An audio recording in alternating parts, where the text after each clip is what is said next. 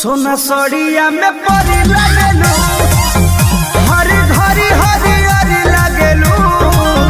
सोना सड़िया में परी लगेलू, काला किसिया का जोड़ा नहीं खे, जले वाला मारा परी लगेलू।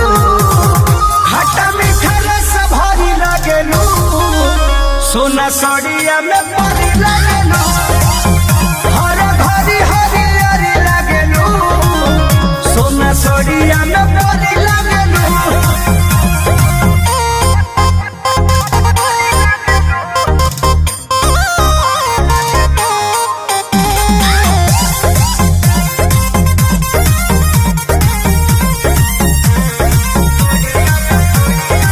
करे कजरवा जियरवा पे काबू, लगे भरल बा नजरवा में जादू।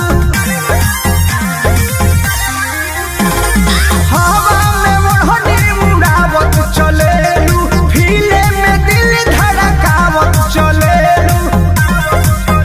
कचकले कचनरी लगेलू, गंगा जल के मछली लगेलू।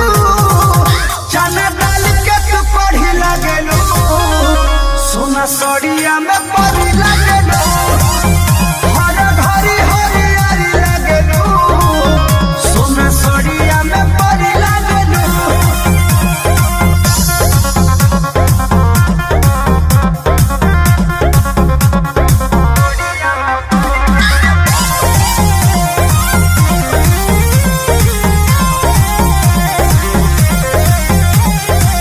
ऐसा ढाबा की कह